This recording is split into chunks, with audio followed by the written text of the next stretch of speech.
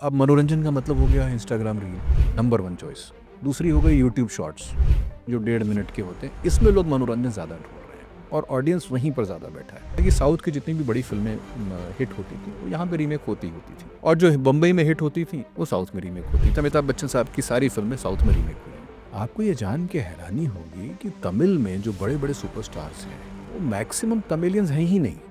जैसे रजनीकांत रजनीकांत जी महाराष्ट्र है, मराठी। हाँ ठीक है। जयललिता जी आंध्र प्रदेश, और एमजीआर बोलते हैं कि श्रीलंका से आए थे। फिल्म इंडस्ट्री में जब मैं गया तो मैंने कभी इस चीज़ की कोई प्लानिंग नहीं की कि मुझे साउथ में ही काम करना है। 2008-9 के बाद मैंने अपने करियर में एक डाउनफॉल जैसा देखा, तो मैंने कहा कि भाई अब कुछ और भी चीज़ें ट्राई करनी ज़रूरी है जीवन में। जो कहानियाँ हमारी संस्कृति को दर्शाती हैं, जो हमारी मिट्टी की खुशबू है, वो लोगों तक पहुंचानी है। तो इसी ध्येय से मैं फिल्में बना रहा हूँ।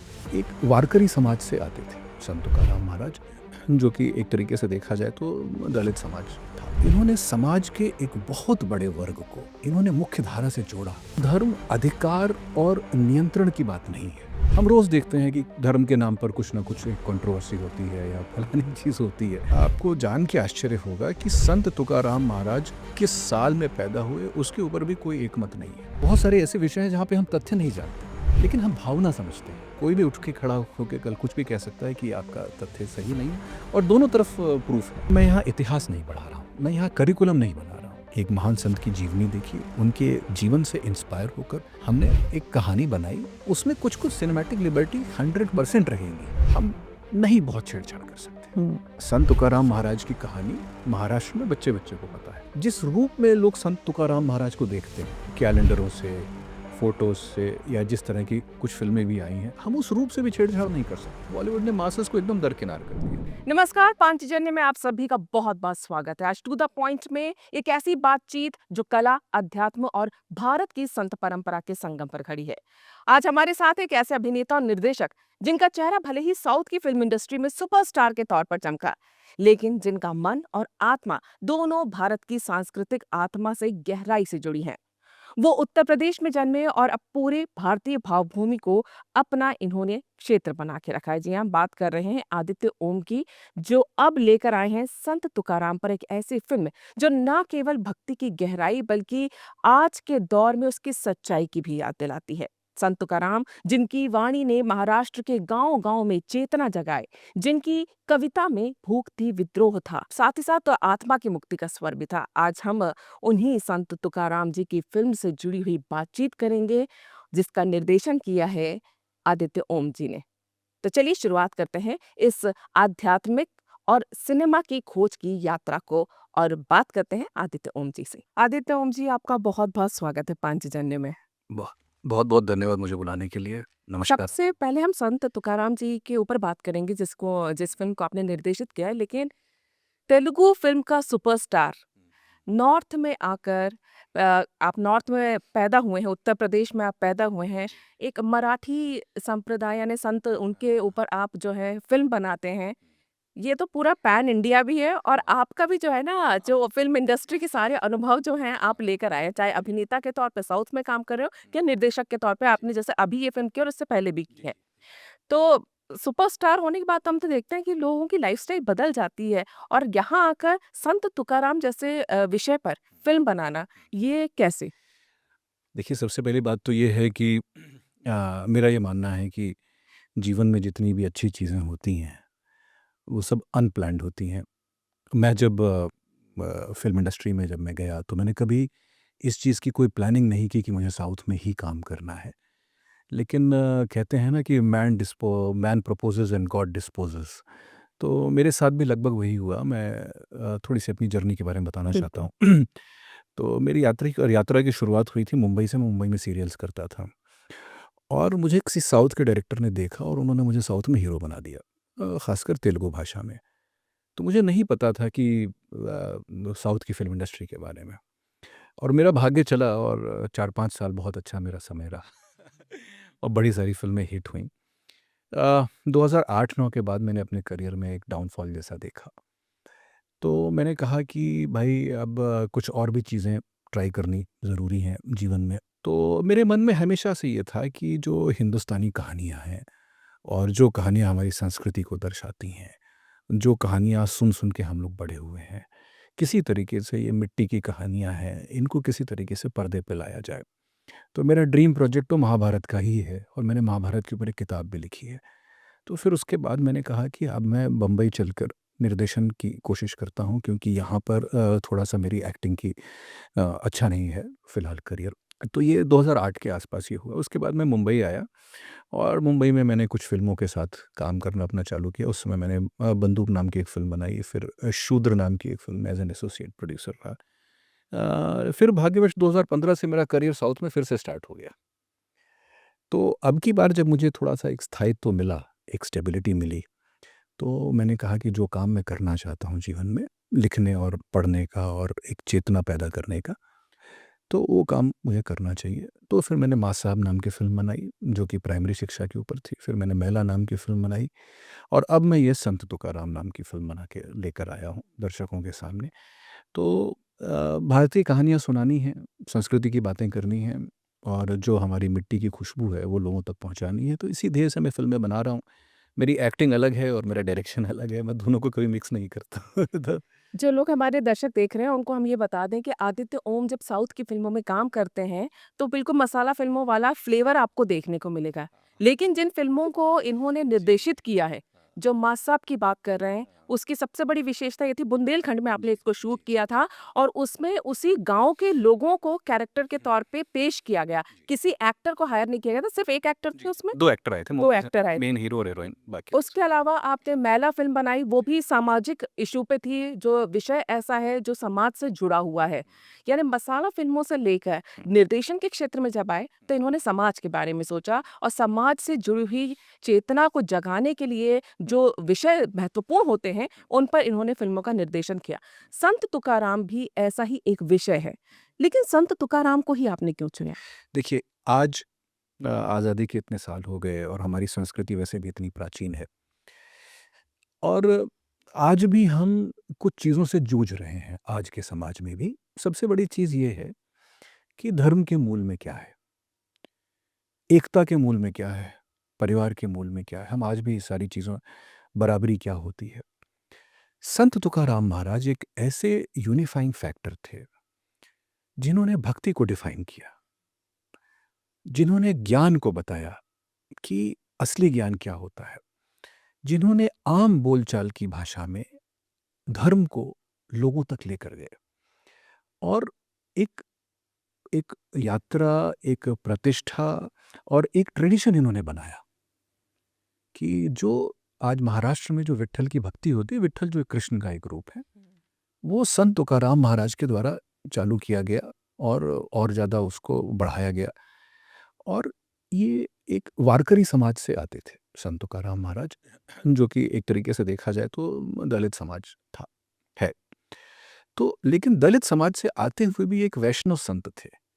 तो इन्होंने समाज के एक बहुत बड़े वर्ग को इन्होंने मुख्य धारा से जोड़ा और इन्होंने बताया कि भक्ति पे और ईश्वर पे सबका बराबर का अधिकार है। वो ज़रूरी नहीं है कि सिर्फ़ धनी व्यक्ति होगा या किसी और जाति का होगा तो वही सिर्फ़ ईश्वर को कर सकता है। और पूरे जो संत तुकाराम महाराज के जीवन का और जो कि भारतीय संस्कृति से जुड़ी हुई बात है कि जो सबसे उनका मूल मंत्र था कि जो धर्म होता है, वो धर्म अधिकार और नियंत्रण की बात नहीं है। धर्म है प्रेम की बात। धर्म समर्पण की बात है। सो ये जो इतनी क्लियर उन्होंने डेफिनेशंस बताई, ये आज के जीवन में, आज के इंडिया में, आज के भारत में इतनी प्रासंगिक है। हम रोज़ देखते हैं कि धर्म के नाम पर कुछ न कुछ एक कंट्रोवर्सी होती है या फलानी चीज़ होती है।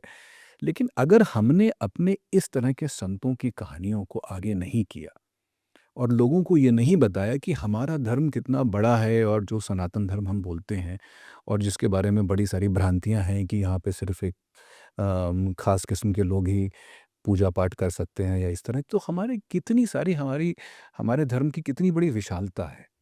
तो ये आज के ज़माने में, आज के युग में बहुत ही प्रासंगिक कहानी है संत तुकाराम महाराज की। इसीलिए ये फ़िल्म हम लोगों ने मिलकर 2 या 3 साल में ये फ़िल्म अभी बनाई है। अगर हम आज की बात करें तो इन दिनों बॉलीवुड भी हो चाहे साउथ की फ़िल्में हों, पीरियोडिक फ़िल्में बहुत ज़्यादा बन रही हैं, चाहे हम छावा की बात करें या हम बाहुबली जैसी फ़िल्मों की भी बात करें, जो भारतीय संस्कृति को प्रदर्शित करती हैं। ऐसे में जब आप ऐसी फ़िल्म बनाते हैं और अगर आप किसी ऐसे व्यक्तित्व को लेकर बनाते हैं, जैसे संत तुकाराम जी, भक्ति के साथ-साथ एक सामाजिक क्रांति भी लेकर आए थे वो, है ना? जातिवाद को मिटाने का काम भी उन्होंने किया। ऐसे व्यक्ति के लिए जब कोई फ़िल्म बनाना होता है, एक ज़िम्मेदारी, एक दायित्व बहुत ज़्यादा बढ़ जाता है कि उसमें किसी भी तरह की तथ्यात्मक त्रुटि, फैक्चुअल एरर की कोई गुंजाइश ना हो। ऐसे में रिसर्च करना एक बहुत महत्वपूर्ण काम होता है। जब संत तुकाराम जी के बारे में आपने सोचा था, क्या रिसर्च में कोई दिक्कतें आई थी? देखिए, सबसे बड़ी बात क्या है कि एक हमारे यहाँ जो लिखित मटेरियल है, उसकी काफ़ी कमी है।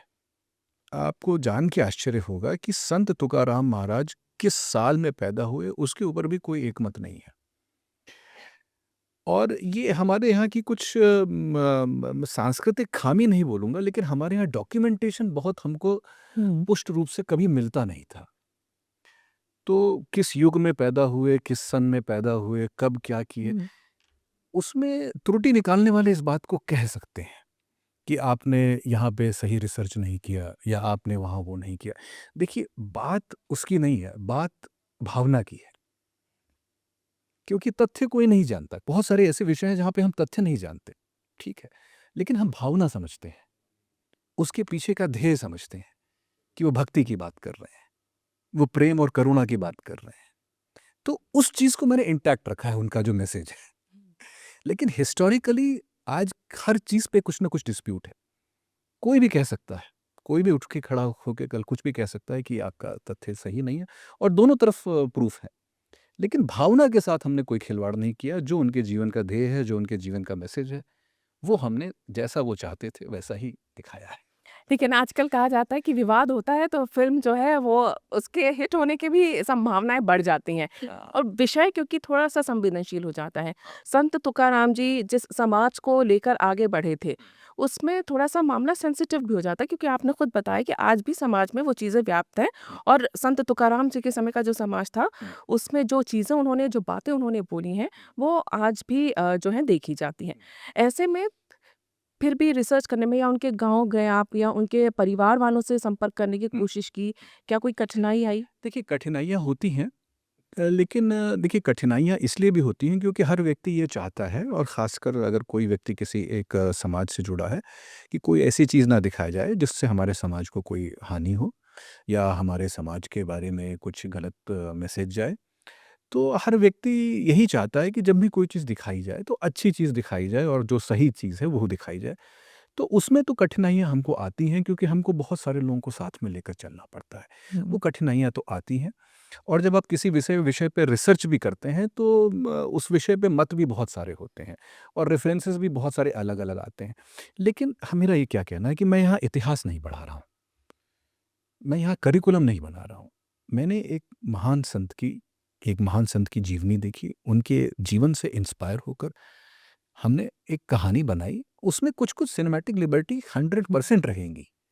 जो हम कहते हैं ना कि सिनेमैटिक लिबर्टी, वो 100% रहेंगी। लेकिन वही बात मैं दोबारा रिपीट करता हूँ कि उनके जीवन का जो संदेश है, उनके जीवन का जो ध्येय है और उनकी जो भावना है और जिस भावना से वो काम करते थे, वो सारी भावनाएँ हमने रखी हैं कि अंधविश्वास दूर हो, धर्म का मतलब प्रेम और करुणा होता है, और ईश्वर लोगों के हृदय में होता है। ये ज़रूरी नहीं कि सिर्फ़ एक कुछ वर्ग के लोग ही ईश्वर को प्राप्त कर सकते हैं। ईश्वर सबके लिए अवेलेबल है, उतना ही किसी के लिए भी साध्य है। तो ये सारी चीज़ें हमने रखी हैं, लेकिन अब मैं आपकी बात से बिल्कुल सहमत हूँ कि हमको अलग-अलग तरह की बहुत सारे अपोज़िशन और बहुत सारा वो फ़ेस करना ही पड़ता है आज की डेट में। बिल्कुल सिनेमैटिक लिबर्टी की क्योंकि आपने बात की थी, हमने कि आदि-पुरुष में देखा था ये। नहीं, उसका वो जो एक सिनेमैटिक लिबर्टी ज़्यादा है। हाँ, मैं मतलब एग्ज़ैक्ट मैं कंट्रोवर्शियल थोड़ी बात कहूँगा कि देखिए, एक सेट हम कुछ कहानियों के साथ हम नहीं बहुत छेड़छाड़ कर सकते। हुँ, संत तुकाराम महाराज की कहानी महाराष्ट्र में बच्चे-बच्चे को पता है। तो उनके जीवन के जो मेन वो हैं, हम उसके साथ छेड़छाड़ नहीं कर सकते, और ना ही जिस रूप में लोग संत तुकाराम महाराज को देखते हैं, कैलेंडरों से, फ़ोटोज़ से, या जिस तरह की कुछ फ़िल्में भी आई हैं, हम उस रूप से भी छेड़छाड़ नहीं कर सकते। तो इतनी भी सिनेमैटिक लिबर्टी हम नहीं ले सकते, वो मुश्किल हो जाएगा। तो आदिपुरुष के केस में सिनेमैटिक लिबर्टी कुछ ज़्यादा ही ले ली गई थी, बहुत सारी चीज़ों को लेकर, तो वो थोड़ा-सा एक कल्चरल शॉक लगा था। लेकिन मैं समझता हूँ कि फ़िल्म मेकर क्या बनाना चाह रहा है, तो मैं बात मैं समझता हूँ। लेकिन कुछ विषयों के साथ अब मेरे ख़्याल से रामायण आ रही है रणबीर कपूर वाली, हुँ। तो उसमें उतना नहीं रहेगा, हम नहीं दिखा सकते हैं कुछ चीज़ें। जो लोगों के दिमाग में सेट पैटर्न हो गया, वो सेट पैटर्न। सिनेमैटिक लिबर्टी हमको इसलिए लेना पड़ता है क्योंकि हमको एक 2 घंटे की, ढाई घंटे की एक कहानी बनानी है, सीन बनाने हैं। अब उस समय तो कोई था नहीं कि जब 2 लोग बात कर रहे थे तो क्या बात हुई। वो तो हम उनके जीवन से, उसके जीवन में रिसर्च करके, उनके व्यक्तित्व से, उनकी साइकोलॉजी, उनका व्यवहार पढ़कर, उनका बिहेवियर पढ़कर इस तरह की बात हुई होगी। तो वो हम लिखते हैं। तो वही है सिनेमैटिक लिबर्टी, उससे बड़ी कोई मतलब वो बिल्कुल ठीक है, कहानी की मूल आत्मा रहनी हाँ, चाहिए, मूल वो आत्मा बहुत आवश्यक है। हाँ। जब आप बात कर रहे थे कि हर एक कैरेक्टर ऐसा होता है, जब आप संत तुकाराम के स्टार कास्ट तय कर रहे थे, हुँ, तो संत तुकाराम जी के जो फ़ोटोज़ अवेलेबल हैं हुँ, या जिस तरह का उनका व्यक्तित्व देखा जाता है, हुँ। किस तरह से आपने सेलेक्ट किया, एक्टर कैसे चुने गए? आह, सबसे बड़ी बात तो मेरे लिए ये थी कि देखिए आजकल मेकअप प्रोस्थेटिक्स का ज़माना है। सबसे बड़ी बात मेरे लिए ये बहुत ज़रूरी थी कि जो भी व्यक्ति संत तुकाराम महाराज का किरदार करेगा, वो उनको उनके बारे में सब कुछ पता होना चाहिए और वो मूल रूप से अगर महाराष्ट्रियन हैं, तब तो बहुत ही अच्छा है। तो क्योंकि वो एक बोलने का तरीका, वो मॉड्यूलेशन, वो एज़ अ निर्देशक मेरा काम उतना कम हो जाता है ना? तो पहली चीज़ तो हमारी ये थी और प्रोस्थेटिक्स और मेकअप से तो आजकल हर चीज़। तो जब हमने देखा और काफ़ी सारे लोगों को हमने देखा कि कौन हो सकता है संत तुकाराम महाराज, और फिर हमने कंप्यूटर पे भी डाल कर देखा और उस तरह के गेटअप वेटअप डाल कर देखा, तो हमको लगा कि सुबोध भावे से अच्छा संत तुकाराम महाराज कोई नहीं हो सकता है। और सुबोध भावे मैं इसलिए भी कह रहा हूँ क्योंकि मैं उनके बारे में बताना चाहता हूँ, खासकर हिंदी दर्शकों को, उनको बायोपिक किंग बोला जाता है। तो उन्होंने 6-7 लोकमान्य तिलक से लेकर उन्होंने 6-7 बहुत बड़ी-बड़ी बायोपिक की हैं महाराष्ट्र मराठी भाषा में। तो और बहुत ही नामचीन अभिनेता हैं जिनको हर तरह के अवार्ड से नवाज़ा गया है और आप ये कह सकते हैं कि मराठी सिनेमा के 3-4 वर्तमान सुपरस्टार्स में से एक है। तो हम लोगों ने उनको अप्रोच किया, ये फ़िल्म करने के लिए, और उन्होंने पूरी स्टोरी सुनी और वो मान गए ये फ़िल्म करने के लिए, और मतलब मैं बहुत खुश हूँ इस बात से कि उन्होंने ये फ़िल्म की। फ़िल्म में और भी कुछ-कुछ किरदार थे। उनके एक वंशज हैं विशंबर जी। तो वहाँ पर मैंने कुछ मूर्ति पूजा की बात की है। तो मुझे मूर्ति पूजा की बात करने के लिए एक ऐसा व्यक्ति चाहिए था, जो कि थोड़ा अनुभवी दिखे, जिसके चेहरे पर जीवन की थोड़े से थपेड़े दिखें। तो फिर हमने संजय मिश्रा जी को चूज़ किया कि मूर्ति पूजा के बारे में आप अगर कुछ बोलेंगे, तो लोग सुनेंगे। और संजय मिश्रा जी ने अभी हाल-फिलहाल में कुछ सीरियस रोल बहुत अच्छे किए हैं। तो उन्होंने भी कहा कि बहुत डिफरेंट है और ये मैं करूँगा। कम दिन का काम था उनका, लेकिन उन्होंने वो किया कि मूर्ति पूजा के ऊपर अभी तक किसी भी हिंदी फ़िल्म में कोई बहुत डिस्कोर्स या इस तरह की बात नहीं की कि मूर्ति पूजा के पीछे क्या साइंस है या क्या लॉजिक है। तो उसके बाद एक ऐसा था कि जहाँ पे भगवान कृष्ण और या विट्ठल जो है एक राहगीर का रूप बनकर आते हैं और संत तुकाराम महाराज को रास्ता बताते हैं। तो अब ये था हम लोगों का कि अब ये भगवान राहगीर के रूप में आ रहे हैं, तो फिर किसको लिया जाए? तो फिर अरुण गोविल जी का नाम सामने आया कि अरुण गोविल जी से अच्छा कौन होगा? आज भी भगवान जी, के आज रूप भी भी भगवान देखते है। हैं। हाँ, आज भी भगवान है। अच्छा, ये बात फिर हमने अरुण गोविल जी को अप्रोच किया, अरुण गोविल जी तुरंत रेडी हो गए। उन्होंने हालाँकि मुझसे एक शर्त लगवा ली कि भाई अगली पिक्चर मुझे बहुत बड़ा रोल चाहिए। ये मैं अब ये छोटे-छोटे रोल मैं नहीं करना चाहता हूँ, क्या है स्पेशल अपीयरेंस और ये सब हुँ। वाले। अब मुझे मेन रोल चाहिए। अब देखिए उनका भी करियर रिवाइव हुआ है और बहुत अच्छा काम कर रहे हैं, सारी फ़िल्मों में वो काम कर रहे हैं। तो इसी तरीके से बाकी कास्टिंग भी जो हमने की थी, और जो फीमेल लीड है अवली, उन्होंने किया, और फिर जो तुकाराम महाराज के जो ऑपोजिट थे, जो एंटागोनिस्ट हम बोलते हैं, जो विचारधारा में उनके बिल्कुल ऑपोजिट थे, मंबा जी, वो शिवा सूर्यवंशी नाम के नवोदित कलाकार जिन्होंने मास साहब में मेन लीड किया था, उन्होंने किया। और शिशिर शर्मा जो कि इतने मशहूर कैरेक्टर एक्टर हैं, उन्होंने भी एक बहुत प्रमुख पात्र किया है। हेमंत पांडे हैं, मुकेश भट्ट हैं, मुकेश खन्ना जी की आवाज़ है फ़िल्म में, उनका वॉइस ओवर वगैरह है। तो इस तरीके से हमने हर चीज़ के हिसाब से, बजट को देखते हुए, जिस बजट में हम फ़िल्म बना रहे हैं, उस हिसाब से हमको जो उपयुक्त लगा और जो लोग परफ़ेक्ट थे, उन्हीं की कास्टिंग की। आपने अपने यूट्यूब चैनल पे इसकी मेकिंग का एक वीडियो भी डाला है। हाँ। मुकेश खन्ना जी भी उसमें दिखाई दे रहे हैं। हाँ। नरेशन किया है शायद उन्होंने? हाँ, उन्होंने फ़िल्म का नरेशन किया, तो नरेशन के दौरान ही वो बात और चीज़ चल रही थी। अभी मैंने कल ही रात में डाला है। तो नरेशन के दौरान ही बातचीत चल रही थी मुकेश खन्ना जी से, तो हम लोग अक्सर जानना चाहते हैं ना कि महाभारत कैसे बनी और आपका अनुभव शक्तिमान के बारे में क्या था। और एक अभिनेता के तौर पे और एक निर्देशक के तौर पे हर किसी की प्रोसेस हम लोग जानना चाहते हैं कि आपकी प्रोसेस क्या है, आपकी प्रक्रिया क्या है, आप चीज़ों को कैसे अप्रोच करते थे। तो वो मैं उसमें बातचीत कर रहा हूँ उसमें मुकेश खन्ना जी से। हाँ, तो वो एक अच्छा था। ये आप जो विषय चुनते हैं, विशेष तौर पे मास साहब की जैसे हम बात करें, बंदी की बात करें, शूद्र की बात करें, ये एक ऐसे विषय हैं जो अगर देखा जाए तो एक हिट फ़िल्म या ये कह सकते हैं जिसको कमर्शियल फ़िल्मों के एक क्राइटेरिया में नहीं आते जी, हैं। बिल्कुल, बहुत अच्छी बात। जबकि आप साउथ में कमर्शियल फ़िल्में ही करते हैं। सुपरस्टार का दर्जा आपको उससे वहाँ पर मिला है। ऐसे में इस तरह की फ़िल्मों की ओर रुझान होना, क्या ये अपने कलाकार के लिए या एक नीश ऑडियंस के लिए बनती है, या आपको लग रहा है कि अब जो है पैन इंडिया सिनेमा भी हो रहा है तो लोगों का जो नज़रिया है वो ही फ़िल्मों को लेके बदलता और बढ़ता जा रहा है? देखिए, सबसे बड़ी बात तो क्या है कि मैं इस मामले में लकी रहा। लकी इसलिए रहा क्योंकि जैसे आपने जिन फ़िल्मों की बात की, उनमें से मैक्सिमम फ़िल्मों का ओरिजिनल स्टोरी आइडिया मेरा ही था।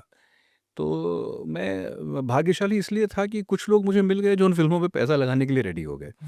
तो इस तौर पे मैं भाग्यशाली था। लेकिन मैं इसके एक अलग बात कहता हूँ कि जैसे जो भी हम कहानी वगैरह करते हैं, एक बहुत बड़ी भ्रांति बॉलीवुड में और एक नैरेटिव सेट किया गया है पिछले 10-15 सालों में कि सिनेमा का मतलब होता है सिर्फ़ एंटरटेनमेंट। आपने बड़ी-बड़ी फ़िल्मों में सुना भी होगा कि फ़िल्म एंटरटेनमेंट, हाँ, एंटरटेनमेंट, एंटरटेनमेंट। एग्ज़ैक्टली। देखिए, मुझे कोई भी आप एक कहानी बता दीजिए, कोई भी एक पाठ बता दीजिए, जिसमें एक संदेश ना हो, जिसमें एक मैसेज ना हो या जिसका एक मॉरल ना हो। कोई कहानी आप दुनिया में बता दीजिए, किसी लिटरेचर में, हर कहानी के पीछे एक मॉरल है, एक संदेश है। तो हम सिनेमा को कैसे मान लें कि सिनेमा के नीचे नहीं है ये? तो हमारे यहाँ जो पिक्चरें पहले बनती थीं, क्या शोले में मैसेज नहीं है? बिल्कुल है। शोले में आप देखिए हिडन कितने सारे मैसेजेस हैं। हुँ। क्या मुग़ल-ए-आज़म में मैसेज नहीं था? क्या हम आपके हैं कौन में मैसेज नहीं था भारतीय संस्कृति के हिसाब से? क्या दिलवाले दुल्हनिया ले जाएँगे में इतना सब कुछ होने के बावजूद वो अपने प्यार को त्याग करने के लिए रेडी हैं कि नहीं बाबूजी नाराज़ हो जाएँगे और मैं बिना बाबूजी की मर्ज़ी के तुम्हें लेकर नहीं जाऊँगा, शाहरुख खान का कैरेक्टर बोलता है। तो मुझको नहीं समझ में आता है कि अगर हॉलीवुड भी स्टार वॉर्स बनाता है, एवेंजर्स बनाता है या कोई भी कॉमिक्स बनाता है तो उसमें गुड, बैड, इविल क्या डिफाइंड नहीं है? बिल्कुल डिफाइंड है ना। तो हमारे यहाँ ये जो भ्रांति हो गई है और बड़े लोग अच्छे टॉपिक्स पे फ़िल्म बनाने से कतराते हैं। मेबी कुछ लोग हैं जैसे बीच में अक्षय कुमार ने कुछ रेलेवेंट टॉपिक्स पे फ़िल्में बनाई थी, एंटरटेनमेंट भी है, मैसेज भी है। हुँ। आमिर खान बीच-बीच में बनाते रहते हैं। बट अदरवाइज़ काम हमारे यहाँ कम होता है। ये काम होना बहुत ज़रूरी है। तो फॉर्च्यूनेटली अगर मैं कम बजट में काम कर रहा हूँ और मैं कम बजट की फ़िल्म बना रहा हूँ, तो कम बजट की फ़िल्म में तो मैं एनी हाउ किसी मसाला फ़िल्म से कम्पीट नहीं कर सकता। तो पर्यावरण के ऊपर कोई फ़िल्म नहीं बना रहा है। पर्यावरण मेरे हिसाब से आज की तारीख़ में पर्यावरण आज की तारीख़ में सबसे मुख्य मुद्दा है। आपने बनाई है फ़िल्म जी, इस बंदी। पे? बंदी। हाँ, बंदी मैंने कहानी दी थी, हुँ, हम निर्देशक दूसरे हुँ। थे। तो आज हम सब लोग पॉल्यूशन का शिकार हैं, हम सब लोग रोज़ जंगल कट रहे हैं, रोज़ नई-नई बीमारियाँ आ रही हैं, हमारा पूरा खाना विषाक्त हो रहा है। अब जैसे हम लोग अभी दिल्ली में बैठे हैं, दिल्ली की एयर क्वालिटी के बारे में पूरी दुनिया जानती है, ठीक है। लेकिन कोई बात नहीं करना चाहता है, पता नहीं बहुत अजीब-सी बात है और कलाकारों की एक बड़ी ज़िम्मेदारी होती है कि आप अपनी कला के थ्रू आप कुछ ऐसे विषयों को उठाइए क्योंकि जो बात देखिए, जो बात राजनेता कहते हैं, हो सकता है वो बात पहुँचे या ना पहुँचे। लेकिन अगर कोई अच्छा कलाकार किसी बात को अच्छे ढंग से कहेगा, तो वो बात ज़्यादा पहुँचती है। इसको हम लोग सॉफ्ट पावर बोलते हैं। बिल्कुल सही बात। सिनेमा हमेशा से सॉफ्ट पावर रही है। हाँ, तो इसको इसमें इसलिए भी बोलती हूँ मैं क्योंकि हम हमेशा से देखते आ रहे हैं, नैरेटिव सेट करने में भी सिनेमा की एक बहुत बड़ी भूमिका रही है। हाँ, आज भी। आज भले मोबाइल के माध्यम से हो रहा है, हाँ, चाहे अलग-अलग हमारे पास इन्फ्लुएंसर्स हैं या कुछ हैं, लेकिन एक लंबा समय रहा है जी। कि फ़िल्में जो है नैरेटिव सेट करती रही हैं, जी। जिस पे आज काफ़ी चर्चा भी होती है, विवाद भी होते हैं। हाँ, ये एक विषय है हाँ, चर्चा का। हाँ। तो ऐसे में जब ऐसे विषय चुने जाते हैं, आपको लगता है कि ओटीटी प्लेटफ़ॉर्म्स आने के बाद इन विषयों की तरफ लोग ज़्यादा काम भी करने लगे क्योंकि एक प्लेटफ़ॉर्म मिलना शुरू हो गया। जैसा कि आपने बताया कि फ़िल्म बनाकर रिलीज़ करना थोड़ा-सा महँगा काम हो जाता था। लेकिन आज ओटीटी पे ऑडियंस भी मिलती है, आपको वो सिलेक्टिव ऑडियंस मिलेगी जो ये चीज़ें देखना चाहती है और वो देखेगी भी। क्या कुछ फ़र्क पड़ा है इससे? नहीं, मैं आपसे इस बात से हुँ, थोड़ा-सा मैं डिसएग्री करूँगा। हुँ, ओटीटी प्लेटफ़ॉर्म्स जो हैं, अगर आप ओटीटी का मैं आपसे भी और ये रिक्वेस्ट करूँगा और अपने सारे दर्शकों से रिक्वेस्ट करूँगा कि कोई भी ओटीटी प्लेटफ़ॉर्म खोल के देख लें। जो उनको टॉप 10 दिखेगा, उसमें से 8 होंगे सस्पेंस, थ्रिलर, हॉरर। हुँ।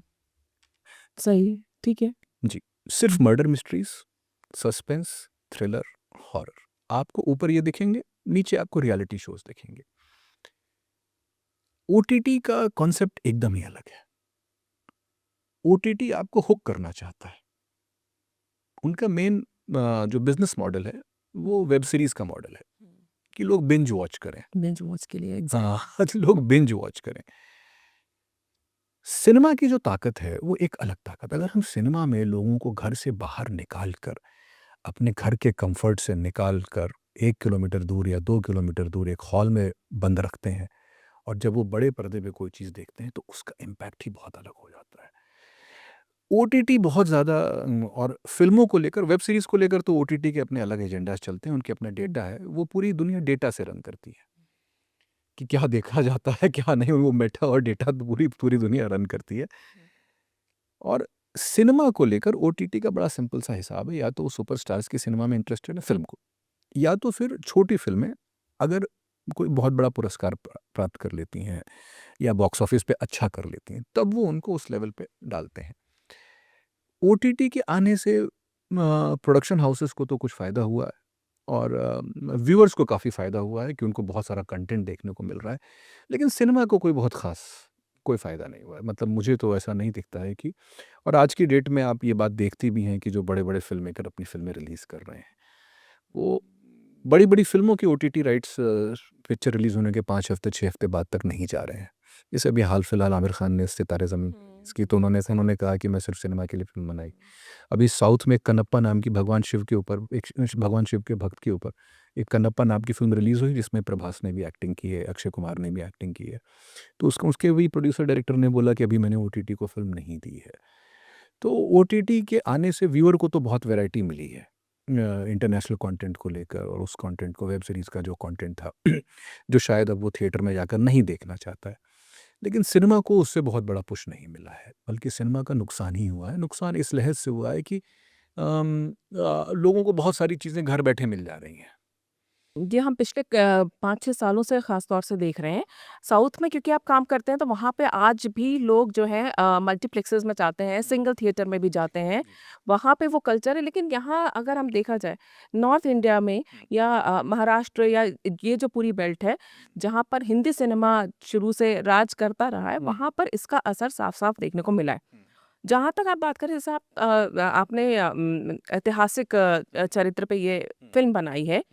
इस मामले में जो दर्शक है उसे घर से बाहर निकालना ये एक बहुत बड़ा चैलेंज होता है। या तो आपके पास स्टार कास्ट ऐसी हो जैसे छावा, तो उसमें विक्की कौशल था, उनका प्रमोशनल बजट बहुत ज़्यादा होता है। ऐसे में इसलिए ये चैलेंजिंग हो जाता है कि आप किस तरह से लोगों को बाहर लेकर आएँगे? क्या सिर्फ़ एक माउथ पब्लिसिटी एक तरीका रहता है या ये आप देखिए, जैसे इसमें कुछ सोशल मीडिया को भी सोशल मीडिया का तो मेन उपयोग है ही, क्योंकि जैसे जो फ़िल्मों की पहले पब्लिसिटी होती थी, वो पूरा पैटर्न आपको पता ही है, सब बदल गया है। आज की डेट में 70% पब्लिसिटी का जो बजट है, वो सोशल मीडिया पे जाता है। ठीक है? हम लोग भी आइडेंटिफ़ाई कर लेते हैं कि फलानी फ़िल्म की क्या ऑडियंस है। अगर मैं संत तुकाराम बनाता हूँ और मैं ये सोचता हूँ कि संत तुकाराम एकदम ही यूथ के बीच में बहुत ही पॉपुलर हो जाएगा, तो मैं किसी गलतफ़हमी में हूँ कि कॉलेज गोइंग लोग जाएँगे। हो सकता है जब फ़िल्म की बहुत वर्ड ऑफ माउथ हो जाए, बहुत अच्छी है फ़िल्म, तो वो लोग ओटीटी पे देख लें या तीसरे-चौथे हफ़्ते। तो किसी भी फ़िल्म बनाने से पहले हमको ये समझ में आना चाहिए कि हम ये फ़िल्म क्यों बना रहे हैं और किसके लिए बना हुँ, रहे हैं। तो हर फ़िल्म का हम एक निश ऑडियंस टारगेट करते हैं कि ये है हमारा ऑडियंस। जो बड़ी फ़िल्में होती हैं, जिनके जैसे आपने बाहुबली का नाम लिया, छावा का, इनका ऑडियंस यूनिवर्सल है कि जो अक्रॉस एजेस और अक्रॉस लोग देखेंगे, क्योंकि उनमें मुख्य कलाकार होते हैं और सुपरस्टार्स होते हैं और इस तरह की चीज़ें होती हैं। तो उसी लिए हम लोगों की भी जो कास्टिंग होती है और जो हमारी फ़िल्मों का पैटर्न होता है और जो हमारी अब फ़िल्मों की मार्केटिंग होती है, अगर आपके प्रश्न, तो वो उस निश ऑडियंस पे और उस तरह के कोर ग्रुप्स को थोड़ा हम लोग टारगेट करते हैं कि कम से कम ये जो हमारा कोर ग्रुप है, जैसे अब हमने संत तुकाराम जब बनाई है, तो हमारा मेन ये है कि महाराष्ट्र में कम से कम सब लोग देख लें, क्योंकि वो महाराष्ट्र के इतने मशहूर वो हैं। और वैसे ही कर्नाटक में भी उनकी फॉलोइंग है और तेलंगाना में भी फॉलोइंग है उनकी, और दक्षिण भारत के और कुछ राज्यों में फॉलोइंग है। तो और बाकी जो है, उत्तर प्रदेश हुआ, बिहार हुआ, दिल्ली हुआ, मध्य प्रदेश हुआ, यहाँ पर जो चल जाए फ़िल्म वो बोनस है। तो उतना हम लोगों को पता है। तो यहाँ पर भी जो कोर ग्रुप्स हैं, जो लोग संस्कृति में रुचि रखते हैं, जो अपने कल्चर में रुचि रखते हैं, जो थोड़ा-सा अध्यात्म में रुचि रखते हैं, तो हम लोग कोशिश करते हैं कि हमारी पब्लिसिटी ऐसी हो कि इन लोगों का भी थोड़ा इंटरेस्ट बढ़े। तो थिएटर में आ सकते हैं तो थिएटर में, नहीं तो बाद में ओटीटी पे आए ही आए। हाँ। आपने जिस तरह से बताया संत तुकाराम जी महाराष्ट्र में, तेलंगाना में, कर्नाटका में वहाँ पे लोग इनको बहुत मानते हैं। ऐसे में ये फ़िल्म आपने बनाई हिंदी में। हाँ। ऑडियंस को अगर देखा जाए तो क्या और भी लैंग्वेजेज़ में डब करने का आपका कुछ प्लान है इसको लेकर? मराठी में तो डब हो ही जाएगी। हुँ। मराठी में तो ये डब हो ही जाएगी, क्योंकि हमको फ़िल्म बनाने के बाद हमको सबसे पहला ऑफ़र मराठी डब में। बात वो नहीं है, मराठी में 10 साल में एक बार संत तुकाराम महाराज के ऊपर फ़िल्म बन जाती है। हर 10 साल में वो लोग बना देते हैं। लेकिन इतनी बढ़िया कहानी है, इतनी हमारी संस्कृति से, और इतने महान संत हैं। इनकी कहानी घर-घर अगर हम हिंदी में नहीं बनाएँगे, तो ये मतलब उत्तर भारत में और कैसे कैसे मुश्किल है जो बात। में मुख्य उद्देश्य है आपका हाँ। कि कहानी हर जगह तक हाँ। पहुँचे, जो नहीं जानते आज की और जनरेशन वो जाने। जी, और वो कहानी पहुँचना इसलिए ज़रूरी है कि इतना बड़ा संदेश है। उस कहानी के पीछे इतना बड़ा संदेश है, धर्म का, प्रेम का, करुणा का, आत्मसम्मान का, गौरव का, और एक विद्रोह का। मतलब तुकाराम महाराज के विद्रोह में जो हुँ। मैंने बात कही कि उनके विद्रोह में भी प्रेम और करुणा है, कि वो विद्रोह नेगेटिव नहीं है। और हमारी फ़िल्म में एक रामेश्वर शास्त्री नाम के जो शिशिर शर्मा ने कैरेक्टर किया है, वो आते हैं और मानते हैं कि भाई आपकी भक्ति में बहुत शक्ति है।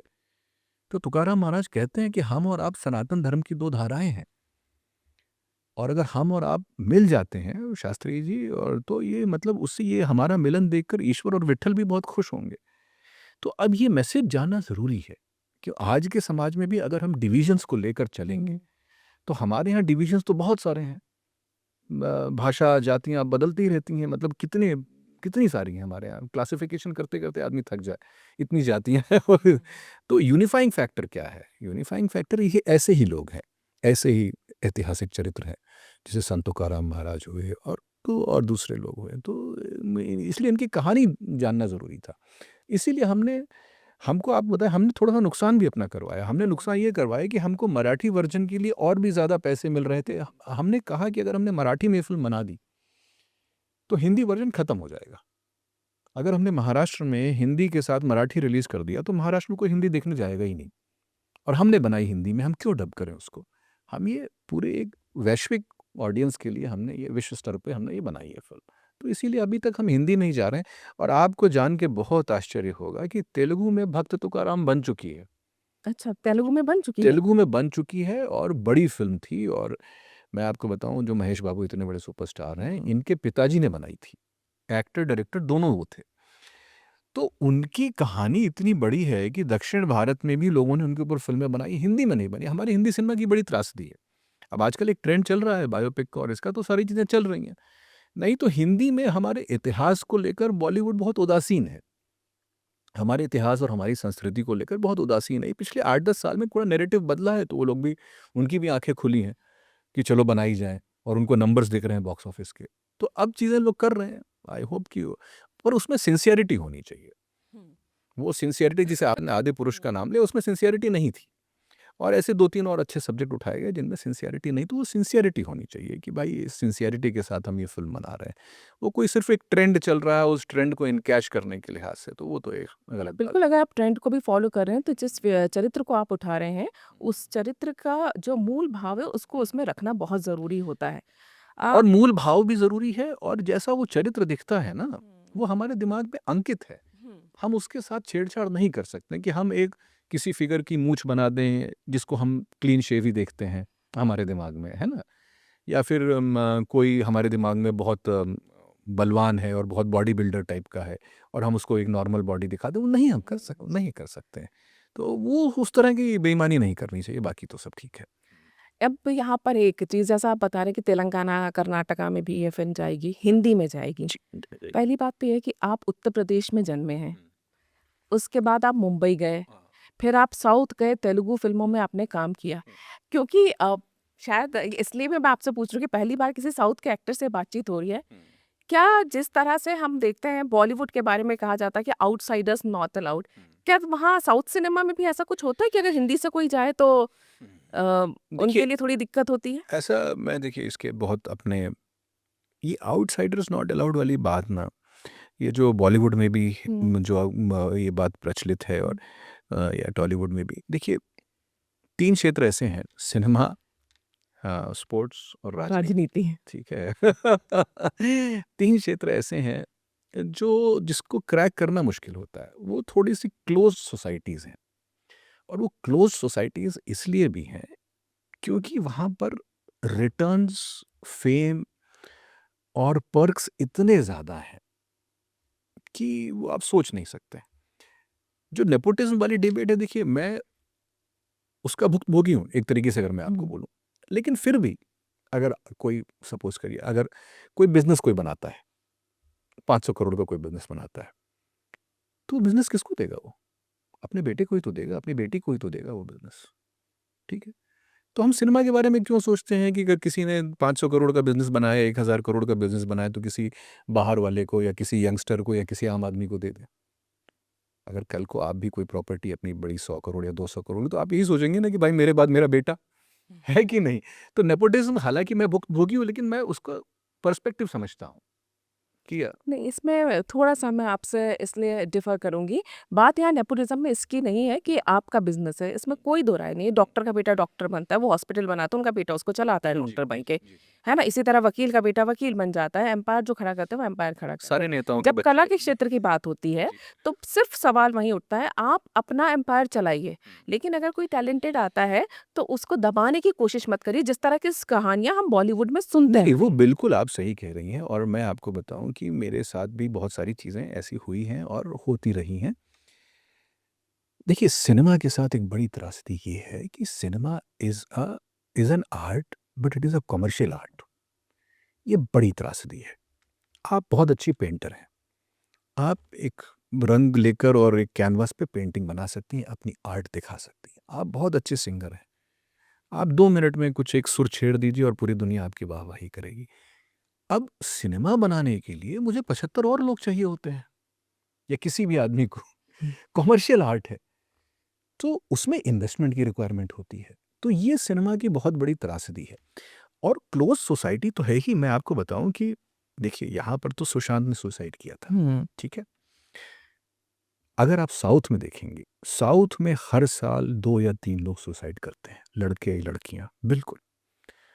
ये कम लोग जानते हैं कि जो साउथ की मार्केट है, वो भी बॉलीवुड जैसी ही क्लोज़्ड है और हम लोग जो यहाँ सोचते हैं कि नेपोटिज़्म सिर्फ़ बॉलीवुड में है, हर जगह है, हर क्षेत्र में है, हर फ़िल्म इंडस्ट्री में है। तो साउथ के बारे में, साउथ की फ़िल्में पॉपुलर हैं और बहुत अच्छा काम करते हैं, लेकिन बहुत ज़्यादा इन्फॉर्मेशन नॉर्थ में साउथ के बारे में है नहीं। तो आज की डेट में जैसे उनको लगता है कि सारी ख़ामियाँ बॉलीवुड में ही हैं और सारी अच्छाइयाँ साउथ में, हुँ। ऐसा नहीं है। ख़ामियाँ बॉलीवुड में भी हैं, अच्छाइयाँ भी बॉलीवुड में हैं और दोनों जगह हर चीज़ it comes along with that. आप बात करें तो पैन इंडिया सिनेमा की हम बात करते हैं ना, जब से पैन इंडिया चला है तब से साउथ की फ़िल्मों का ज़ोर जो है वो नॉर्थ में ज़्यादा चल रहा है, इस हद तक कि बॉलीवुड को बैक फुट पे आना पड़ रहा है। हाँ।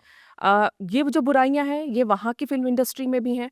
अगर आज से 15-20 साल पहले हम साउथ की फ़िल्मों की बात नॉर्थ में करते थे, हुँ। तो आपको पता होगा कि हम जो नॉर्थ में लोग देखते थे वो उस तरह से नहीं देखते थे। उनको लगता था मसाला फ़िल्में हैं, एक गोली से 3 लोग मर जाते हैं, हर चीज़ हाइपोथेटिकल उसमें होती है। लेकिन ये जो एक ट्रेंड चेंज हुआ है और वो वजह यहाँ वहाँ पे ये रही है कि कल्चर को बहुत प्रमोट करते हैं साउथ में। तो क्या वाक़ई में ऐसा है कि उस फ़िल्म इंडस्ट्री में इस चीज़ पे ज़्यादा काम किया जाता है एज़ कम्पेयर टू बॉलीवुड? नहीं, इसमें देखिए 2 चीज़ें हैं कि पहले हमको समझना पड़ेगा कि बॉलीवुड तो दूर हुआ हिंदी दर्शकों से, ठीक है? बॉलीवुड ने अपना सारा काम करना स्टार्ट किया मल्टीप्लेक्सेस और कॉर्पोरेट्स आने के बाद बॉलीवुड ने अपना काम करना स्टार्ट किया मल्टीप्लेक्स और बड़े शहरों के ऑडियंस के लिए और ओवरसीज़ ऑडियंस के लिए। तो उसी तरह का सिनेमा बनने लगा और वो सिनेमा एक आम दर्शक को पसंद नहीं आता था, रिलेट नहीं कर पाते। रिलेट नहीं कर पाते थे। मतलब शायद कोई जौनपुर में बैठा हुआ व्यक्ति या शायद कोई इंदौर में बैठा हुआ व्यक्ति या आप कोई उदयपुर में बैठा हुआ व्यक्ति उस सिनेमा से रिलेट नहीं कर पाता था कि भाई ये कौन सी पिक्चर है। उसको तो हीरो हीरोइन चाहिए थी, माँ का आशीर्वाद लेता हुआ बच्चा चाहिए था, बहन को बचाता हुआ हीरो चाहिए था ना भाई। वो रिलेट नहीं कर पाता था और बॉलीवुड पूरा वो ट्रैक बॉलीवुड ने पूरा का पूरा छोड़ दिया था। एक ही दो लोग थे जो उस तरह की कन्वेंशनल फिल्में करते थे, सलमान हुए, अक्षय हुए, कभी कभार शाहरुख 3 साल में एक बार। तो ये जो यहाँ पे एंटरटेनमेंट की भूख थी, तो जब साउथ की फिल्में डब होना चालू हुई तब उनकी पॉपुलैरिटी ये बी और सी सेंटर्स में, जो सो कॉल्ड बी और सी सेंटर्स और हमारे इंटीरियर्स और मास बहुत बढ़ गई।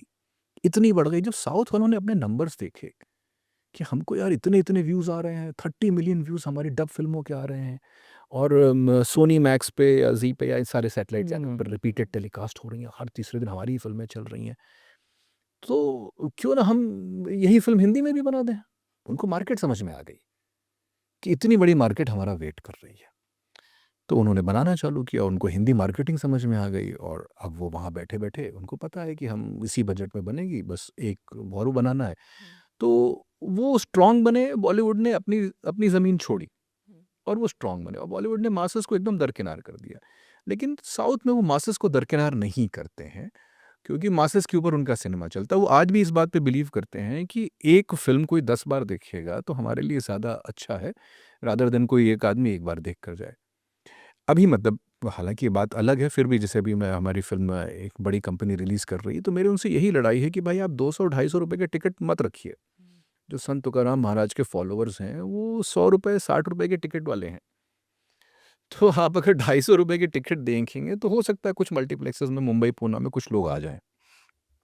लेकिन आपको तो ये सारी चीज़ें साउथ में आज भी टिकट प्राइसिंग के ऊपर एक वो है। और कल्चर की बात है मतलब क्योंकि उनको एक थोड़ा-सा अपने कल्चर को प्रिज़र्व करना है। तो अपने कल्चर को कैसे प्रिज़र्व करना है, अपने कल्चर को प्रमोट करना है, तो अपने कल्चर को प्रिज़र्व करना है अपनी भाषा के थ्रू, अपने सिनेमा के थ्रू, अपने हीरोज़ के थ्रू। तो उनका एक ईगो भी साथ में चलता है। तो उसकी वजह से वो सब लोग जो है हर फ़िल्में देखने जाते हैं। और जैसे हम लोगों के यहाँ भी 20 साल पहले, 25 साल पहले, 30 साल पहले ये था कि चलो भाई संडे पिक्चर देखते हैं। हमको याद है बचपन में पापा दिखाया करते थे हर 2 बार 2 दूसरे संडे या तीसरे संडे कि चलो अमिताभ की फ़िल्म आई है या ऐसा बचपन की जो बातें हैं। साउथ में आज भी वो लोग बाहर जाते हैं, हर हफ्ते जाएँगे बाहर और पिक्चर ज़रूर देखेंगे, कोई भी परिवार हो, घर से बाहर निकल के। हमारे यहाँ वो कल्चर ख़त्म हो गया है। साउथ में आप देखिए ओटीटी का उतना क्रेज़ है नहीं, आज भी उनका मेन एंटरटेनमेंट सिनेमा ही है। तो उन्होंने अपने कल्चर को बचा के रखा है, अपनी चीज़ों को बचा के रखा है, मासेस के लिए फ़िल्म बनाते हैं। एक्सपेरिमेंट भी करते हैं तो अलग ऑडियंस के लिए करते हैं। वो बॉलीवुड थोड़ा-सा वहाँ से कट गया। जी। क्योंकि साउथ की आप बात करें, आप उत्तर प्रदेश के रहे रहे हैं और वहाँ से आप साउथ पहुँचे हैं सीधे। एक इन दिनों भाषा विवाद भी चलता है। क्या उत्तर प्रदेश के लोग जैसे वहाँ जाते हैं, क्योंकि ये बहुत न्यूज़ में आता है, जी। ये इस विषय से हम हट नहीं सकते। हाँ। क्या आपने वहाँ महसूस किया, क्योंकि आपके मैंने कई इंटरव्यूज़ देखे जो आप तेलुगु में वहाँ देते हैं। हुँ। लेकिन क्या वाक़ई में ये भाषा विवाद है साउथ वर्सेस नॉर्थ का जो चलता है? एक तरफ हम पैन इंडिया की बात करते हैं, सारी फ़िल्में अलग-अलग लैंग्वेजेज़ में डब भी होती हैं और स्वीकार भी की जाती हैं, हिट भी होती हैं। और दूसरी तरफ अगर हम देखते हैं तो भाषा विवाद पे काफ़ी चर्चा होती है। देखिए, भाषा का ऐसा नहीं है कि कोई बहुत कम परसेंटेज लोग होंगे दक्षिण भारत में, क्योंकि दक्षिण भारत में अगर हम देखा जाए तो मूलतः रूप से 4 भाषाएँ हैं, तेलुगु, तमिल, कन्नड़ और मलयालम, मलयालम। ठीक है? तो बहुत कम लोग ऐसे हैं जो मतलब हिंदी से घृणा करते हों या द्वेष करते हों, बहुत कम लोग। एक हुँ। एक्सट्रीमिस्ट अतिवादी कुछ लोग होंगे, जो इस तरह के और जो मैंने आम जनता में देखा, आम जनता में मैंने मतलब बहुत ही चाहे वो तेलुगु के लोग हों, चाहे वो तमिल के लोग हों, आम जनता में एक बहुत ही एक्सेप्टेंस है किसी का भी। आपको ये जान के हैरानी होगी कि तमिल में जो बड़े-बड़े सुपरस्टार्स हैं, वो मैक्सिमम तमिलियंस हैं ही नहीं। जैसे रजनीकांत रजनीकांत जी, महाराष्ट्र है, मराठी। हाँ, ठीक है।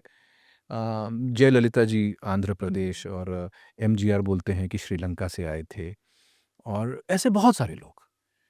तो एक बड़ी अजीब-सी मतलब वो है और अपनी भाषा को लेकर तो हर किसी को होना चाहिए। हुँ। हमारे नॉर्थ में एक समस्या क्या हुई कि हम लोगों ने सब लोगों ने अपनी-अपनी छोटी-छोटी भाषाएँ छोड़ दी। जैसे अगर आप मुझसे पूछिए तो मैं हिंदी बोलता हूँ हुँ, सारी हुँ। चीज़ें, लेकिन अगर आप कहेंगे भाई तुम्हारी मातृभाषा क्या है? तो मुझे कहूँगा अवधी है मेरी मातृभाषा। हुँ। तो हम लोगों ने नॉर्थ में हमारी मम्मी भोजपुरी बोलती हैं, ठीक है? पापा की साइड से अवधी है। तो इसी तरीके से ब्रज है, इसी तरीके से बुंदेलखंडी है। तो हम लोगों ने अपनी भाषाओं का त्याग कर दिया। हिंदी को और हाँ। जो भी बोलचाल की भाषा है। तो लेकिन दक्षिण भारत में ये नहीं, उन्होंने अपने आप को पकड़ के रखा है। पर किसी भी भाषा के लिए उनकी कोई नफ़रत नहीं है, कुछ भी नहीं है।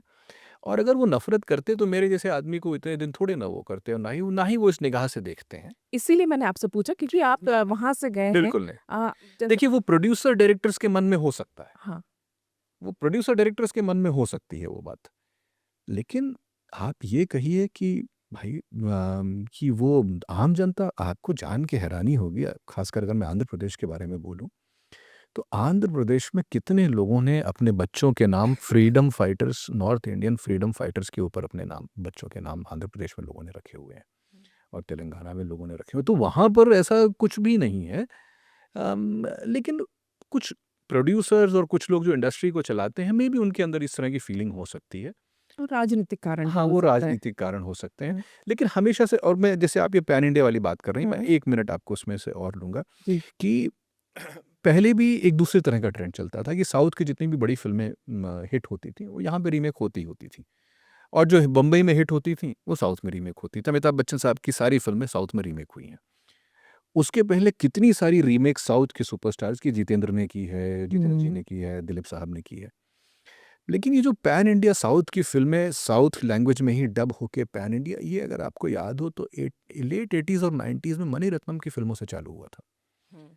रोजा जैसी रोजा, हाँ, रोजा जैसी उसके बाद फ़िल्में, बॉम्बे। बॉम्बे जैसी फ़िल्में हुँ, और फिर कमल हसन की अप्पू राजा और अब हाँ, तो वो उस तरह का ये जो ट्रेंड है, ये उस ज़माने में भी 3, 4, 5 साल के लिए चला था। लेकिन वो फिर वो ख़त्म हो गया था। फिर वो जब पॉपकॉर्न सिनेमा यहाँ पे आ गया तो ख़त्म हो गया था वो। अब ये अलग ढंग से आया है। ये इसके पीछे भी कारण है कि अपना सब वो लोग अच्छा इन्वेस्टमेंट करते हैं। जी। ठीक, लेकिन जैसा आपने बताया आप हाँ। अवध आपकी भाषा है भोजपुरी, हमारे यहाँ भाषा एक हिंदी हमारी बोलियों को भी सहेजने की कोशिशें शुरू हो गई हैं। हाँ। और ये मैं आपको इसलिए भी बोलूँगी विशेष तौर से जो इन्फ्लुएंसर्स हैं, आप देखिए आजकल जो बुंदेलखंडी भाषा में अपने वीडियोज़ बनाते हैं या अवधी बोली में अपने बनाते हैं, तो बोलियों को सहेजने का काम भी शुरू हो गया जो एक बहुत ही बहुत ज़रूरी बहुत ज़रूरी काम है। बहुत ज़रूरी और काम आपने तो बुंदेलखंड में काम भी किया हुआ हाँ, है। बुंदेलखंड में मैंने काम किया है और मतलब अवधी और भोजपुरी तो हमारे घर वगैरह में भी बोली हुँ, जाती है। और क्या है कि देखिए जो भाषा का जो कनेक्ट होता है, देखिए हम हिंदी भाषा में अगर अच्छा गाना बनाए तो लोगों को पसंद आता ही आता है। लेकिन मैं आपको सच बताऊँ कि अगर कोई फ़ोक सॉन्ग आप उठा लीजिए, तो जो फ़ोक सॉन्ग आपको कनेक्ट करता है जबकि किसी नेटिव भाषा में है, हाँ। वो चाहे वो पंजाबी हो या कोई भी हो, है ना? चाहे राजस्थानी हो या अवधी भोजपुरी जो भी हो, ब्रज में हो, वो जो फ़ोक सॉन्ग वो लगता है कि कुछ अपना है। तो ये अच्छी बात है कि जो अब सरकारें भी चीज़ों को हर तरह से वो कर रही हैं, प्रमोट कर रही हैं और तो ये बहुत ज़रूरी काम है क्योंकि बहुत हमारे देश में बहुत खज़ाना है हमारे पूरे फ़ोक में और सब हुँ। में। जी। अब आप बताइए कि अगर आज के समाज की बात करें आखिरी सवाल यही है, किस तरह की फ़िल्में समाज के लिए ज़्यादा ज़रूरी हैं? एंटरटेनमेंट मनोरंजन प्रधान या मूल्य प्रधान जिनमें कुछ वैल्यू हो, कुछ सीखने का हो? देखिए मनोरंजन तो बहुत ज़रूरी है क्योंकि हर व्यक्ति इतना स्ट्रेस्ड है। लेकिन लोगों का बिहेवियर बदल रहा है, मनोरंजन के प्रति लोगों का दृष्टिकोण भी बदल रहा है। अब अगर आप मुझसे पूछिए और क्योंकि हम लोग सिनेमा इंडस्ट्री से जुड़े हुए हैं, तो अब मनोरंजन का मतलब हो गया इंस्टाग्राम रील, नंबर 1 चॉइस। दूसरी हो गई यूट्यूब शॉर्ट्स, जो 1.5 मिनट के होते हैं। इसमें लोग मनोरंजन ज़्यादा ढूँढ रहे हैं और ऑडियंस वहीं पर ज़्यादा बैठा है। ये चीज़ इस लेवल तक हो गई है कि अब जब हम फ़िल्में बनाते हैं या फ़िल्में लिखते हैं, तो कोई भी सीन लिखने के टाइम पे हमको ये देखना पड़ता है कि इसमें से एक 1.5 मिनट का शॉट निकलेगा कि नहीं निकलेगा। अटेंशन रिटेंशन जो हाँ, लोगों का है उसको अटेंशन हाँ, सीक वो करना। हाँ। तो अब पहले जो चीज़ नहीं होती थी, हाँ, अब हर सीन लिखने में राइटर का एक थॉट जाता है कि ये सीन वायरल हो सकता है कि नहीं? ये डायलॉग वायरल हो सकता है कि नहीं? तो एक ये जो चीज़ जो है ये बदली है कि सिनेमा को देखने का नज़रिया भी हम लोगों को बदल गया कि हमको भी अब उस हिसाब से सिनेमा लिखना पड़ता है, उस हिसाब से पंचेस डालने पड़ते हैं। तो मनोरंजन तो बहुत ज़रूरी है क्योंकि हर व्यक्ति इतना स्ट्रेस्ड है। लेकिन मनोरंजन के साथ अगर कुछ संदेश भी हो, अगर कोई बात भी हो, तो बहुत अच्छी बात है। क्योंकि जो मैं फिर से अपनी घूम फिर के अपनी पुरानी बात पे आता हूँ कि कोई भी कला ना सबसे ज़्यादा वो चेतना का निर्माण करती है। हुँ, कोई भी कहानी हुँ, कि we are not only creating content, we are creating consciousness. तो अगर और चेतना जागृत करने का सबसे बड़ा तरीका कला ही है। क्योंकि कला कोई ज़बरदस्ती तो होता नहीं है, आदमी अपनी स्वेच्छा से होता है। स्कूल में कोई हेडमास्टर नहीं बैठा है, कोई नेताजी भाषण नहीं कर रहे हैं। हुँ, कला देखने आदमी स्वेच्छा से बैठता है। तो ये जो कॉन्शियसनेस जनरेशन का है, जिस दिन मेकर्स और क्रिएटर्स इस बात को समझेंगे कि भाई ये कॉन्शियसनेस जनरेट करती है ये समाज में एक चेतना डेवलप करती है, एक समाज में एक अलग तरह की तरंग लाती है। तो ऐसा ही होना चाहिए कि जिसमें एक नई चेतना का भी बहुत ज़रूरी है, पुरानी अच्छी बातों को संजोना भी बहुत ज़रूरी है और मनोरंजन भी बहुत ज़रूरी है। तो जब भी ऐसा सम्मिश्रण होता है, तो फिर वो क्लासिक हो जाती है फ़िल्में। राज कपूर साहब बनाते थे, कोई भी फ़िल्म बता दीजिए राज कपूर साहब की जिसमें मैसेज ना हो।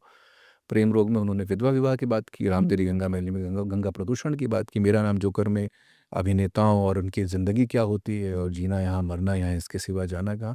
पुराने जितने भी मेकर्स थे उनकी हर फ़िल्म में कुछ ना कुछ होता ही था।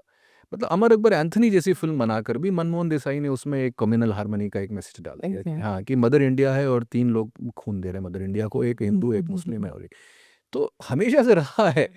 तो सिनेमा ऐसा ही होना चाहिए कि जिसमें मनोरंजन भी हो, आदमी कुछ एक मैसेज भी लेकर जाए और हम लोग वैल्यूज़ भी डिफ़ाइन करते हैं ना। सिनेमा वैल्यूज़ डिफ़ाइन करती है ना, कि अगर हमारा हीरो ही ये हो गया कि हमारा हीरो जो बॉलीवुड में हुआ कि हमारा हीरो किसी भी तरीके से अपना काम करना चाहता है या हमारा हीरो इस तरह का है कि जैसे बीच में बहुत सारी फ़िल्में आई थीं इमरान हाशमी और उस तरह की जो हुँ। फ़िल्में आई थी, तो वो एक वो वैल्यू सिस्टम को भी एक डिफ़ाइन करता है सिनेमा। वो सारी चीज़ें मेनस्ट्रीम हो जाती हैं। तो मनोरंजन और संदेश इन दोनों का कॉम्बिनेशन रहे तो बहुत अच्छा है क्योंकि basically it is a content creation, it is a consciousness creation.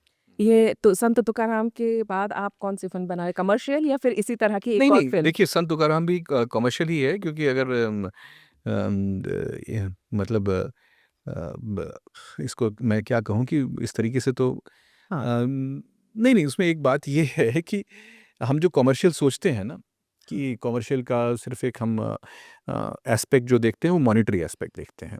लेकिन एक जो रीच की बात होती है और एक पोस्टेरिटी की बात होती है। तो उससे बड़ी कमर्शियलिटी क्या है? अगर कोई प्रोडक्ट की वैल्यू अगर आपने ऐसा कोई प्रोडक्ट बनाया, जो 50 साल रहेगा या 60 साल रहेगा, तो उससे ज़्यादा वैल्यू, उससे तो कमर्शियलिटी किस प्रोडक्ट की? अब आप ये जानिए कि जब मेरी फ़िल्म आ रही है संत तुकाराम, तो अब कम से कम 15-20 साल तो कोई संत तुकाराम नहीं बनाएगा ना, हिंदी में। तो ये 20 साल की ये मेरी कमर्शियलिटी हो गई हाँ, हाँ। कि संत तुकाराम के ऊपर कोई फ़िल्म बनी, अच्छा हाँ यार ये इन्होंने बनाई है, फलाने इन्होंने बनाई है। तो इससे बड़ी क्या कमर्शियलिटी है कि जो मुझे पोस्टेरिटी में ले जाए। इसके बाद मैं मतलब मेरे मन में है और काफ़ी सारी बातें भी आगे हो गई हैं कि संत तुलसीदास के ऊपर मैं एक फ़िल्म बनाऊँ। क्योंकि आज जो हम आज के हिंदुस्तान में जो हम डिस्कोर्स और नैरेटिव देख रहे हैं, वो भगवान श्री राम के ही इर्द-गिर्द घूमता है। आज के हिंदुस्तान में जो हम हुँ। नैरेटिव देख रहे हैं। लेकिन इसकी शुरुआत हुई थी रामचरितमानस से और संत तुलसीदास जी से। हुँ। तो जब उन्होंने रामचरितमानस लिखी और वहाँ से जो कल्चरल रिसर्जेंस की जो बात है, वहाँ से जो स्टार्ट हुआ, वो आज हम देखते हैं फुल फॉर्म में या तो उनकी वो भी बहुत प्रासंगिक कहानी है। रामचरितमानस आज भी नॉर्थ इंडिया में घर-घर में पढ़ा भी जाता है। और हनुमान चालीसा। हनुमान चालीसा बहुत पढ़ी जाती है और अगर आप तुलसीदास जी पे बनाते हैं तो निश्चित तौर पर जो उत्तर भारत के लोग हैं, उनके लिए ये बहुत अच्छा तोहफ़ा हाँ, होगा और अगर वो आप बहुत एक बहुत ही तथ्यात्मक तौर पे और रचनात्मक तौर पे बहुत सुंदर फ़िल्म बनाएँगे तो निश्चित तौर पे लोग ज़रूर देखने आएँगे क्योंकि ये भावनाओं से जुड़ा हुआ हाँ, मुद्दा है, और होना आस्था से जुड़ा हुआ जी, जी, मुद्दा है। भावना है, आस्था और ऐसे महान लोगों के ऊपर या ऐसे हुँ। ऐतिहासिक उनके ऊपर फ़िल्में बननी ही बननी चाहिए। अच्छा, चलते-चलते हम आखिर में आपको बता दें 18 जुलाई को संत तुकाराम जी रिलीज़ हो रही है और ये फ़िल्म पूरे देश भर में एक पूरे साथ देश भर एक पूरे साथ। देश भर में एक साथ रिलीज़ हो रही है। तो आप सभी से ये आग्रह है कि ज़रूर जाइए, देख कर आइए। एक संत जिन्होंने कीर्तन से लेकर हुँ, सामाजिक क्रांति तक हुँ। कैसे काम किया समाज के लिए, समाज में छुआ-छूत को मिटाने के लिए, जातिवाद को मिटाने के लिए, किस तरह से वो आगे बढ़े ये कि आज भी महाराष्ट्र से लेकर कर्नाटक तक लोग उनको पूजते हैं, उनको मानते हैं। तो इस फ़िल्म को आप लोग सब ज़रूर थिएटर में देखने जाइएगा। आदित्य जी आप आए, आपने हमसे आपका बातचीत बहुत की। बहुत धन्यवाद बहुत-बहुत आपका धन्यवाद। आपका भी बहुत बहुत धन्यवाद और मैं आपको सच बताऊं मैं अपने हृदय से आप लोगों का आभारी हूं क्योंकि मैं बचपन से सुनता आया था और इन सब चीज़ों के बारे में और हमारे परिवार में भी कुछ लोग जुड़े हुए थे जी। तो हाँ मुझे बहुत अच्छा लगा कि आज मैं यहाँ आया हूँ आपके इसमें और इस तरह की बात और इस तरह का मंच पे मैं अपनी बात रख पा रहा हूँ बहुत अच्छा लग रहा है मुझे बहुत-बहुत धन्यवाद। तो आप सभी 18 जुलाई को संतू का नाम देखने ज़रूर जाइएगा और अगर आपको ये वीडियो पसंद आया है तो इसे लाइक करें, शेयर करें और हमारे चैनल को सब्सक्राइब ज़रूर करें। धन्यवाद।